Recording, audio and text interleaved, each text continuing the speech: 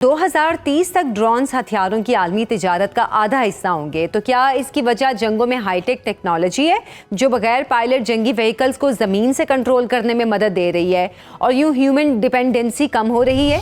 नहीं, ह्यूमन को, जो इंसान है उसको तो रिप्लेस नहीं किया जा सकता, उसकी ज़रूरत भी रहनी है। क्योंकि देखिए, फ्लेक्सिबिलिटी ह्यूमन माइंड या प्रेजेंस जो इंसान की होती है जहाज़ के अंदर, वो देती है, फ्लेक्सिबिलिटी देती है, ऑन स्पॉट डिसीजन मेकिंग देती है, इनिशिएटिव देखती है, लास्ट मिनट करेक्शन की। वो फिर भी बहुत ज़्यादा इंसान की डिपेंडेंसी रहेगी, रिप्लेस नहीं होगा। मैं आपको एक छोटी सी मिसाल देता हूँ। अज़रबैजान का आर्मीनिया के साथ एक बॉर्डर डिस्प्यूट चल रहा था।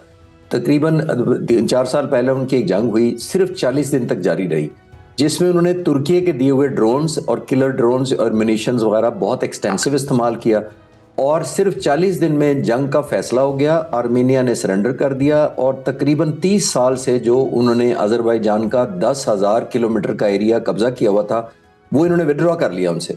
तो और इसमें सबसे ज़्यादा रोल यही, जिसको मैंने कहा कि अनमैन्ड और किलर ड्रोन्स का था। तो ये आने वाले वक्तों में और ज़्यादा इंटेंसिफाई हो जाएगा। लेकिन अगर हम ये कह रहे हैं कि इंसानों को रिप्लेस कर देगा, नहीं, मैं फोर्सिबल फ्यूचर में नहीं देख रहा उसको। अच्छा सर, क्या वजह है कि ड्रोन्स की तैयारी और इस पर बढ़ते इन्हिसार के हवाले से चीन, तुर्की, ईरान, पाकिस्तान ज़्यादा मुस्तैदी दिखा रहे हैं? जी, ये बहुत सारे मुल्कों में ये रेस है। हमने देखा हमारे खिलाफ जो इंडिया ने इस्तेमाल किए थे ड्रोन्स, वो इसराइल के बने हुए थे और इसराइल ड्रोन टेक्नोलॉजी में बहुत एडवांस है। अमेरिका तो है ही, रशिया भी बहुत एडवांस है, चाइना ने बहुत ज़्यादा लीप अब कवर किया है जिसको कहते हैं।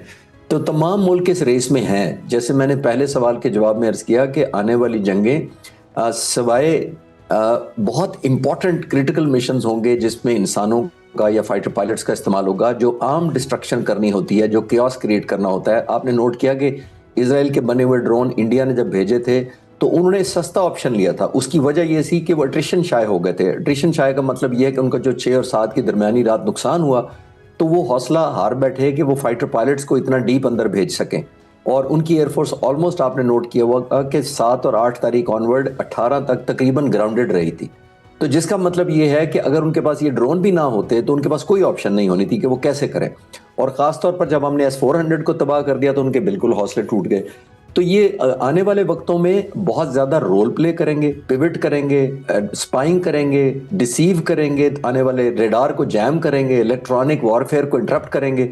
तो ये बहुत सारे काम करता है। ड्रोन सिर्फ ये नहीं करता कि जाकर हमला करता है, इसके बहुत ज़्यादा डिसेप्टिव रोल भी हैं, ट्रैकिंग रोल भी हैं, मॉनिटरिंग रोल भी हैं, और जैसे मैंने कहा कि ये सपोर्ट रोल में भी फाइटर जहाज की एज एन अल्टरनेट भी इस्तेमाल होगा आने वाले वक्तों में। खालिद साहब, इसराइल की इंडिया में पहले से एक ड्रोन फैक्ट्री काम कर रही है और आज की खबर ये है कि इसराइल हाईटेक वेपन्स की इंडस्ट्री के बड़े हिस्से को भारत मुंतकिल कर रहा है। ये इसराइली इक़दाम पाकिस्तान और चीन के लिए कितना बड़ा चैलेंज साबित हो सकता है? देखिए, चैलेंज आज का नहीं है। जब मैं as a young fighter pilot air force में था तो हमारा जो न्यूक्लियर प्लांट था उस पर हमला का खतरा 2 मुल्कों से ही था। आज से इतने 40-45 साल पुरानी मैं बातें कर रहा हूँ। उस वक्त भी हमने खतरा यही था कि या इसराइल अटैक करेगा या इंडिया अटैक करेगा।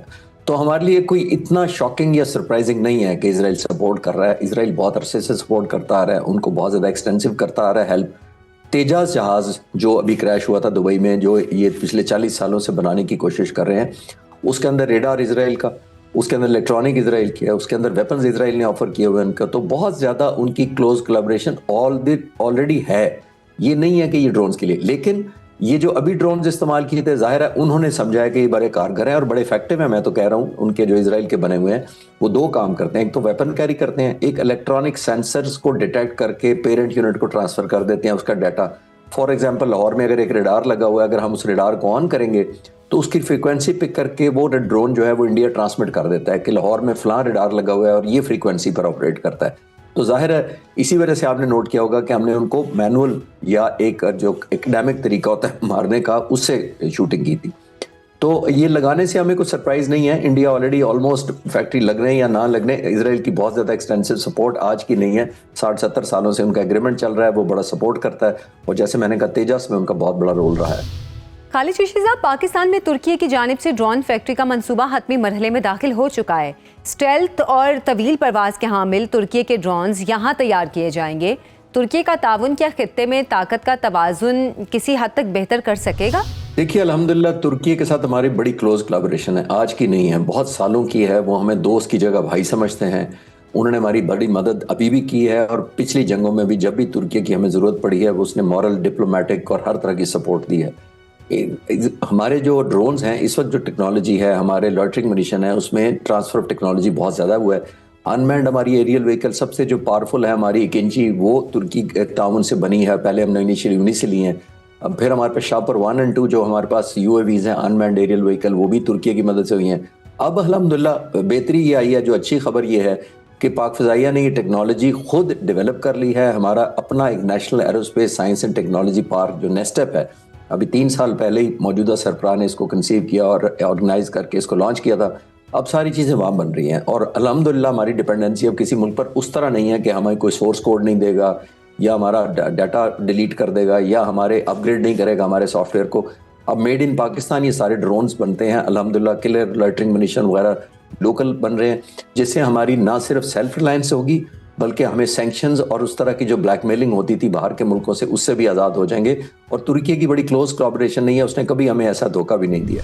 अच्छा, क्या चीनी ड्रोन्स भी पाकिस्तान में तैयार किए जा रहे हैं, और पाकिस्तान में ड्रोन्स की प्रोडक्शन कैपेसिटी क्या है? नहीं, एग्जैक्ट कैपेसिटी तो मैं नहीं शेयर कर पाऊंगा, लेकिन चाइना से भी हमारी बहुत क्लोज कोलैबोरेशन है, क्योंकि उन्होंने भी इसमें बड़ी एडवांसमेंट की है, और वो तो बहुत ज़्यादा ह्यूमन इंटेलिजेंस और बहुत सर्वेलेंस और सैटेलाइट्स और बहुत ज़्यादा उन पर डिपेंड कर रहे हैं। अभी जो उन्होंने वेपन बनाए हैं बहुत ज़्यादा मॉडर्न और लीथल हो गए हैं।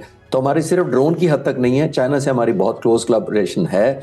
इस जंग के बाद जो हमें अपने एडिशनल वैक्यूम लगे हैं या हमारी फ्यूचरिस्टिक जो जिसको कहना चाहिए रिक्वायरमेंट्स हैं, वो हमने चाइना के सामने पुटअप की हुई हैं, और अमेरिका के सामने भी हमने की हुई हैं। आपने शायद 2 दिन पहले पढ़ा होगा कि हमारा जो F-16 है उस पर भी हम डिमांड कर रहे थे उनसे कि हमें अपग्रेड करने दें, और हमें मिसाइल्स और वेपन्स को जो लेटेस्ट हैं उनके इंटीग्रेट करने की ज़रूरत है। तो हम हर मुल्क से इंगेज करने को तैयार भी हैं और करते भी हैं, जहाँ से हमें अपग्रेडेशन चाहिए होती है या हमें रेलेवेंस रहने के लिए अपनी रेडीनेस को और इन्हांस करना होता है। तो हम ये श्योर करते हैं उन मुल्कों को कि हम, अगर आपसे दोस्ती का मतलब दूसरे से दुश्मनी नहीं है और दूसरे से कुर्बत का मतलब एक दोस्त से दूसरे दोस्त से दूरी नहीं है, तो हम अपने जिसको कहते हैं नेशनल इंटरेस्ट या मिलिट्री इंटरेस्ट के अंदर कर रहे हैं।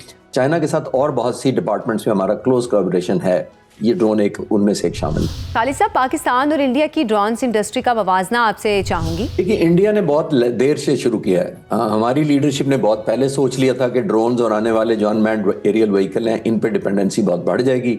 आने वाली जंगें इसी से डिज़ाइन की जाएंगी, बल्कि इनको इंटीग्रेट करके सारी वॉर प्लानिंग की जाएगी। तो पाक फ़िज़ाइया ने कई साल पहले ये सोच लिया था, जबकि हिंदुस्तान के अपने डिफेंस एनालिस्ट बहुत ज़्यादा उनको क्रिटिसाइज़ कर रहे हैं, उनकी सर्विसेज को, ख़ास तौर पर उनकी एयरफोर्स को, कि ये क्यों सोए रह गए जब पाकिस्तान एयरफोर्स ख़ास तौर पर साइबर कमांड में आगे निकल गई, मल्टी डोमेन ऑपरेशन में आगे निकल गई। इन्होंने किल पिक्चर एक कर ली, इंटीग्रेट कर लिया सारे एसेट्स को। हमने लिंक 17 से इंटीग्रेट करके हर वॉर एसेट्स को एक टीम और ऑर्केस्ट्रेट किया पूरी की पूरी जंग को। तो वो इंडिया की ऑलरेडी लैग है इसके अंदर। उनके अपने एनालिस्ट बहुत ज़्यादा क्रिटिसाइज कर रहे हैं। तो अल्हम्दुलिल्लाह हमें बहुत बड़ा एडवांटेज है। इंडिया शुरू भी कर देगा। डेवलप करना एक चीज़ होती है, फिर उसको एम्प्लॉय करना और उसकी इंटीग्रेशन करना दूसरे वेपन्स के सिस्टम के साथ, वो उतना ही इंपॉर्टेंट होता है, जो पाक फ़िज़ाइया ने अल्हम्दुलिल्लाह काफ़ी लीड ले ली हुई है पहले ही हिंदुस्तान के मुकाबले।